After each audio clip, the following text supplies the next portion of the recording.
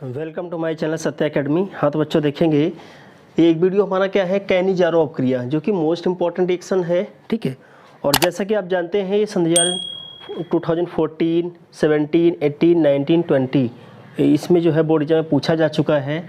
तो हमें देखना है कि ये कैनिजारो अपक्रिया हम कैसे करेंगे। और उम्मीद करते हैं कि बहुत ही आसान मेथड मैं आपको सिखाऊंगा और आपको समझ में आ जाएगा। ठीक है, सबसे पहले देखते हैं इसकी थ्योरी हमारी क्या है। वह अपक्रिया जिसमें वे एल्डिहाइड जिनमें अल्फा हाइड्रोजन नहीं होते हैं कास्टिक क्षारों के शांत विलयन के साथ अपक्रिया करके उनके अल्कोहल व कार्बोक्सिलिक अम्ल के सोडियम तथा पोटेशियम लवण देते हैं, कैनिजारो अपक्रिया कहलाती है। देखिए सबसे पहले हमें इस बात का मतलब पता होना चाहिए, वह अपक्रिया जिसमें वे एल्डिहाइड जिनमें अल्फा हाइड्रोजन नहीं होते हैं। तो देखेंगे इसमें क्या होता है कि अल्फा हाइड्रोजन ना होने का मतलब क्या है कि जैसे कोई भी हमारा क्या है हाइड्रोकार्बन है, जैसे CH2 यहाँ पे हमारा हाइड्रोक्सिल या कोई भी क्रियात्मक समूह लगा देते हैं। सपोज करिए हम यहाँ एल्डिहाइड लगा देते हैं CHO। ठीक है, तो जो क्रियात्मक समूह हमारा फंक्शनल ग्रुप है वो जिस कार्बन से जुड़ता है उस कार्बन को हम क्या बोलते हैं, अल्फा कार्बन। देखिए ये हमारा क्या हो जाए, अल्फा कार्बन, और इसमें लगे हुए हाइड्रोजन हमारे क्या कहलाएंगे, अल्फा हाइड्रोजन। देखिए इसको हम जो है ऐसा करते हैं कि इसका हाइड्रोजन अलग करके लिखते हैं ताकि अच्छे से क्लियर में आपको समझ में आ जाएगा। देखेंगे यहाँ पर क्या है, जैसे ये कर देते हैं, ये हाइड्रोजन थोड़ा सेपरेट कर देते हैं, इससे आप अच्छे समझ पाएंगे।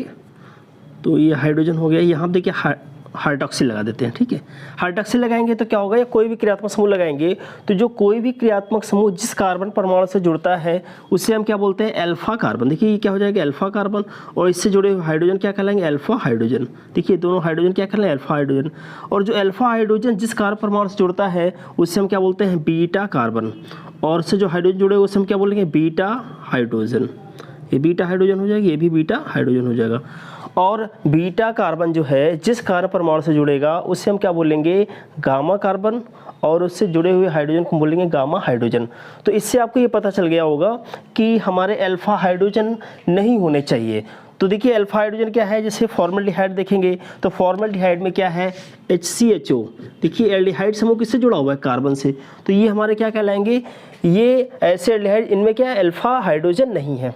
ठीक है, दूसरे में देखेंगे अगर हम C6H5CHO की बात करते हैं तो देखिए ये जो हमारा क्रियात्मक समूह है CHO, ये किससे जुड़ा हुआ है, डायरेक्ट फेनिस जुड़ा हुआ है। ठीक है, तो डायरेक्ट फेनिस जुड़ा होने के कारण ये है, ये दोनों फॉर्मल्डिहाइड और जो हमारा हो जाएगा बेंजल्डिहाइड, ये दोनों ऐसे एल्डिहाइड हैं जिनमें अल्फा हाइड्रोजन नहीं होते हैं। ठीक है, तो अगला टॉपिक देखेंगे, कास्टिक क्षारों के शांत विलयन के साथ जो हमारा कास्टिक क्षार होना चाहिए वो क्या होना चाहिए, हाईली कास्टिक क्षार, मतलब मान के चलेंगे कास्टिक क्षारों के शांत विलयन के साथ, तो इसमें 50% कास्टिक क्षार होना चाहिए, यानी कि स्ट्रॉन्ग हमारा बेस होना चाहिए। इसके साथ अब क्रिया करेगा तो क्या करें, अल्कोहल व कार्बोक्सिलिक अम्लों के सोडियम तथा पोटेशियम लवण देते हैं।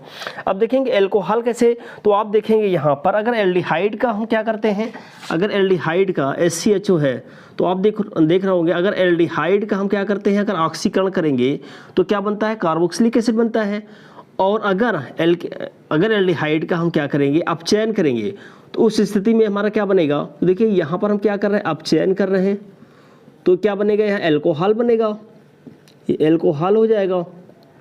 और अगर ऑक्सीकरण करेंगे तो क्या बनेगा, कार्बोक्सिलिक एसिड। ठीक है, तो आगे देखेंगे तो क्या होगा, अब क्रिया करके उनके अल्कोहल व कार्बोक्सिलिक अम्लों के सोडियम तथा पोटेशियम लवण देते हैं, कैनिजारो अपक्रिया कहलाती है। अब यहाँ पर देखेंगे ये क्या है, फॉर्मल्डिहाइड के दो अणु लेंगे, 2 मॉलिक्यूल, कहीं कहीं आपको एक साथ मिलेगा, एल्डिहाइड लिखकर फॉर्मल्डिहाइड लिखकर के 2 मॉलिक्यूल कर देंगे, या अलग अलग लिखेंगे, या एक ही भी हो सकता है। ठीक है, लेकिन 2 मॉलिक्यूल होने चाहिए तो वो अंडरस्टूड हो जाएगा। तो मान के चलिए यहाँ पर एल्डिहाइड के 2 अणु होने चाहिए और ऐसे एल्डिहाइड जिनमें अल्फा हाइड्रोजन ना हो। ये क्या करें, कास्टिक क्षार ये 50% होना चाहिए, 50% सांद्र होना चाहिए।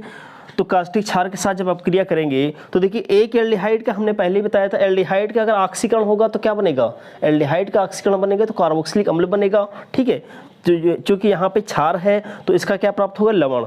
तो एल्डिहाइड के एक अणु का क्या होता है, ऑक्सीकरण होगा, अगर ऑक्सीकरण होगा तो हमारा क्या बनेगा, सोडियम फॉर्मेट। ठीक है, ये क्या बन जाएगा, सोडियम फॉर्मेट बनेगा। और इसी एल्डिहाइड के एक अणु का अगर अपचयन होगा तो क्या बनेगा, एल्कोहल। ठीक है, ऐसे देखेंगे। ठीक इसी तरीके से देखेंगे बेंजल्डिहाइड, बेंजल्डिहाइड के 2 मॉलिक्यूल लेंगे और उसका हम क्या करेंगे 50% कास्टिक क्षार के साथ, हाईली बेस्ड होना चाहिए। तो 50% जो है कास्टिक क्षार के साथ जब इसकी अपक्रिया हम करेंगे तो एक बेंजल्डिहाइड का ऑक्सीकरण होगा। ऑक्सीकरण होगा तो क्या बनेगा, पोटेशियम बेंजोएट बनेगा। और अगर अपचयन होगा तो क्या बनेगा, बेंजिल अल्कोहल बनेगा। ठीक है, तो इस तरीके से ये हमारी हो जाएगी कैनिजारो अपक्रिया। और नेक्स्ट वीडियो में आपको बताऊंगा क्रॉस कैनिजारो अपक्रिया क्या होगी।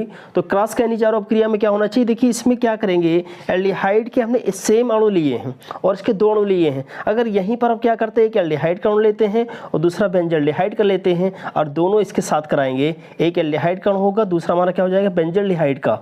तो यही जो रिएक्शन होगी वो हमारी क्या कहलाएगी, क्रॉस कैनिजारो रिएक्शन, जो कि मैं आपको अगले वीडियो में एक्सप्लेन करूँगा। तो उम्मीद करते हैं कि ये वीडियो आपको समझ में आया होगा।